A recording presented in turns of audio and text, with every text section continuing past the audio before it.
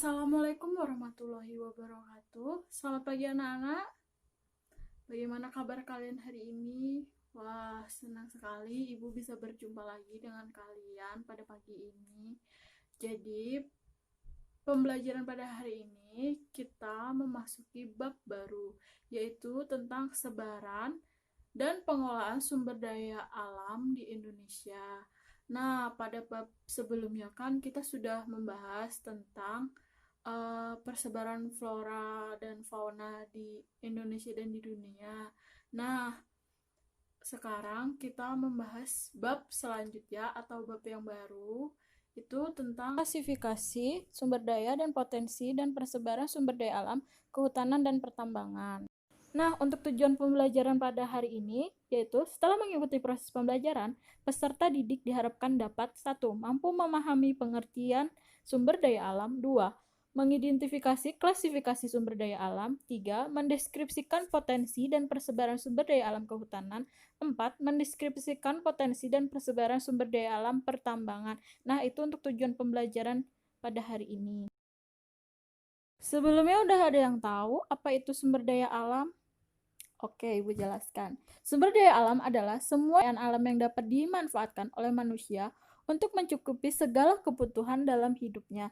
Nah, menurut Undang-Undang RI Nomor 32 2009 tentang perlindungan dan pengelolaan lingkungan hidup, sumber daya alam itu terdiri atas dua unsur, yaitu sumber daya hayati dan non-hayati yang secara keseluruhan itu membentuk suatu ekosistem di. Nah, berikutnya yaitu klasifikasi sumber daya alam. Nah, klasifikasi sumber daya alam ini terbagi menjadi 3. Sumber daya alam berdasarkan sifatnya, terus sumber daya alam berdasarkan jenisnya, terus yang ketiga sumber daya alam berdasarkan penggunaannya. Nah, dari ketiga komponen ini, slide yang selanjutnya itu adalah penjelasan dari ketiga komponen dari klasifikasi sumber daya alam.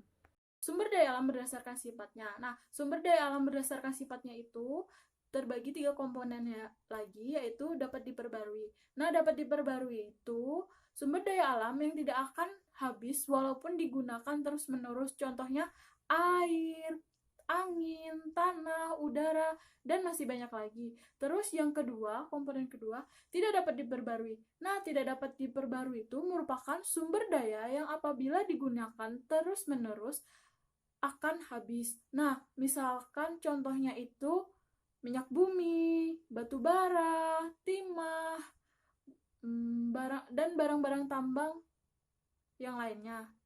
Terus, komponen ketiga, tidak terbatas. Nah, sumber daya yang tidak pernah habis meskipun dipakai dengan jumlah yang banyak. Jadi, sumber daya alam tidak terbatas itu bisa dipakai kapanpun dan tidak akan habis, seperti air, angin, terus sinar matahari. Selanjutnya, sumber daya alam berdasarkan jenisnya. Nah, sumber daya alam berdasarkan jenisnya itu terbagi menjadi 2, yaitu sumber daya alam non-hayati atau abiotik, yaitu sumber daya alam yang berasal dari benda tak hidup atau mati, misalkan seperti udara, sinar matahari, dan batuan.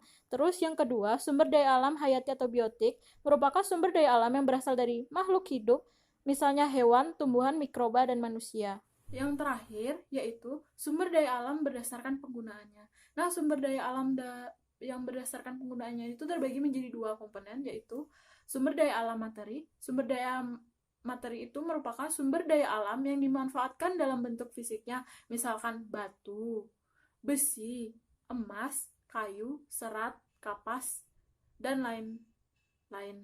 Terus yang kedua, sumber daya alam energi. Nah, itu merupakan sumber daya alam yang dimanfaatkan energinya, misalkan batu bara, minyak bumi, gas bumi, air terjun, sinar matahari, terus energi pasang surut air laut, kincir angin, dan lain-lainnya. Nah, materi yang kita akan bahas lagi yaitu tentang potensi dan persebaran sumber daya alam kehutanan di Indonesia. Nah, menurut Undang-Undang Republik Indonesia tahun 1999 tentang kehutanan, hutan adalah suatu kesatuan ekosistem berupa hamparan lahan berisi sumber daya alam hayati yang didominasi pepohonan dalam persekutuan alam lingkungan yang satu sama lain tidak dapat dipisahkan. Terus, sumber daya alam dari hutan ini terbagi menjadi beberapa jenisnya, yaitu hutan hujan tropis. Hutan hujan tropis ini tersebar di Pulau Sumatera, Kalimantan, dan Papua. Yang kedua, hutan musim. Nah, hutan musim ini banyak ditemukan di Pulau Jawa Tengah, Jawa Timur, sampai dengan Nusantara. Untuk yang ketiga, yaitu hutan hujan pegunungan. Nah, hutan hujan pegunungan ini dapat ditemukan antara lain di Sumatera, Sulawesi, Kalimantan, dan Papua. Selanjutnya, hutan sabana. Nah, hutan sabana adalah hutan padang rumput yang diselilingi dengan pohon perdu.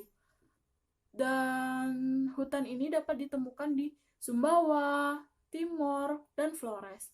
Terus yang kelima yaitu hutan rawa. Nah, hutan rawa itu banyak tersebar di pantai timur Sumatera, Kalimantan, Jawa, dan Papua. Terus yang keenam, hutan mangrove. Nah, hutan mangrove adalah hutan yang tumbuh di air payau, tersebar di Sumatera, Kalimantan, Maluku, Bali, Jawa, dan Papua. Nah, yang ketujuh, hutan gambut. Nah, hutan gambut ini tersebar di Kalimantan Barat, Kalimantan Tengah, Papua, dan Riau. Yang terakhir, hutan lumut. Nah, hutan ini tersebar di daerah Kalimantan, Sumatera, Sulawesi, Jawa, dan Papua. Itu beberapa jenis hutan. Nah, selanjutnya yaitu fungsi pokok hutan. Nah, fungsi pokok hutan itu terbagi menjadi 3, yaitu hutan produksi. Hutan produksi merupakan jenis hutan yang digunakan untuk menghasilkan barang-barang tertentu. Nah, untuk hutan konservasi yaitu hutan yang memiliki ciri khas yang fungsinya itu untuk pengawetan keanekaragaman tumbuhan dan satwa serta ekosistemnya. Jadi, hutan konservasi itu untuk pengawetan tumbuhan, satwa, dan ekosistem yang ada di dalamnya. Jadi, contohnya tuh seperti Suaka Marga Satwa, terus cagar alam, terus taman hutan raya, itu termasuk dalam hutan konservasi. Yang ketiga yaitu hutan lindung. Nah, hutan lindung itu merupakan hutan yang mempunyai fungsi sebagai pelindung, yaitu menjaga keteraturan air di dalam tanah dan menjaga air agar tidak menimbulkan erosi. Lanjut, yaitu potensi dan persebaran sumber daya alam pertambangan di Indonesia. Nah, Indonesia itu merupakan negara yang kaya dengan bahan tambang, baik yang berada di dalam tanah maupun di dasar laut. Nah, bahan tambang merupakan sumber daya alam yang dibutuhkan untuk kehidupan manusia, antara lain sebagai pendukung pembangunan dan sebagai bahan dasar industri dalam pembangunan. Nah, berikut ini adalah beberapa jenis bahan tambang yang ada di Indonesia. Yang pertama itu minyak bumi. Minyak bumi merupakan salah satu barang tambang yang bermanfaat bagi kehidupan sehari-hari. Minyak bumi digunakan untuk menghasilkan berbagai macam bahan bakar, misalkan minyak tanah, aspal. Nah, itu. Terus persebaran minyak bumi ini ada di daerah Aceh, terus Sumatera Utara, Sumatera Tengah, Sumatera Selatan, terus Kalimantan, habis itu di Jawa Barat, Jawa Timur, Maluku, dan Papua. Selanjutnya yaitu gas bumi. Nah, gas bumi adalah proses alami berupa hidrokarbon yang dalam kondisi tekanan dan temperatur atmosfernya berupa fasa gas yang diperoleh dari proses penambangan minyak dan gas bumi. Nah, untuk persebarannya itu terdapat di Kalimantan, terus Nanggroe Aceh Darussalam, Sumatera Utara, Sumatera Tengah, Sumatera Selatan, Jawa Tengah, Jawa Barat, dan Jawa Timur, dan Maluku, serta Papua. Selanjutnya yaitu batu bara. Nah, batu bara adalah batuan sedimen yang terbentuk dari sisa tumbuhan yang telah mati dan mengendap selama jutaan tahun yang lalu. Unsur-unsur yang menyusun terutama adalah karbon, hidrogen, dan oksigen. Jadi untuk persebaran batu bara ini terdapat di Pulau Kalimantan dan Sumatera bagian tengah. Itu merupakan potensi batu bara di Indonesia yang paling banyak. Lanjut, yaitu ada emas dan perak. Nah, emas perak merupakan logam mulia yang memiliki nilai ekonomis yang tinggi dan umumnya dimanfaatkan sebagai perhiasan. Nah, emas itu terdapat di Pulau Jawa, Papua, Kalimantan Barat, Nangro Aceh Darussalam, Sulawesi Utara, Riau, dan Bengkulu. Oke, lanjut, yaitu ada tembaga. Nah, umumnya biji tembaga di Indonesia terbentuk secara magnetik. Nah, pembentukan endapan ini disebabkan oleh hidroterma dan metasomatisme. Nah, logam ini tuh mendukung peralatan listrik dan telekomunikasi. Lanjut, yaitu bahan tambang bauksit. Bauksit adalah sumber biji utama untuk menghasilkan aluminium. Nah, di Indonesia itu penambangannya terbesar di Pulau Bintan. Itu penambangan tertua dan terbesar di Indonesia itu terdapat di Pulau Bintan. Lanjut, yaitu nikel. Nah, nikel itu berasal dari pelapukan batuan ultra basah. Potensi nikel ini ditemukan di daerah Sorowako di Sulawesi Tenggara, dan di daerah lain yang memiliki potensi nikel yaitu di Papua dan Maluku. Kalau di Sulawesi itu potensinya lebih besar daripada di Papua dan Maluku. Lanjut, yaitu timah. Timah itu dimanfaatkan sebagai bahan baku logam pelapis, solder, cenderamata, dan lain-lain. Potensi timah ditemukan di Sungai Liat yang ada di Bangka Beli, di Pulau Bangka, terus Manggara itu di Pulau Belitung, dan Dapo di Pulau Singkep, serta di Pulau Karimun Jawa itu terdapat pertambangan timah. Lanjut, yaitu ada intan. Intan adalah kristal yang memiliki ekonomis tinggi dan memiliki tingkat kekerasan tertinggi. Jadi intan ini bisa buat motong kayak kaca atau untuk mengebor pokoknya untuk mengebor kayak benda-benda yang keras tuh pasti ujung mata bor tuh pasti pakai intan. Dan untuk tempat persebaran intan tuh terbesar dan paling bagus tuh di daerah Martapura, Kalimantan Selatan. Lanjut, pasir besi. Nah, pasir besi itu dimanfaatkan untuk industri logam besi dan industri semen.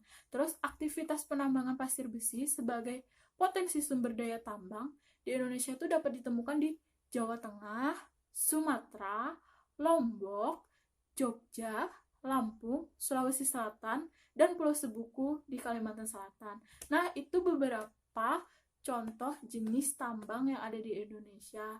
Nah,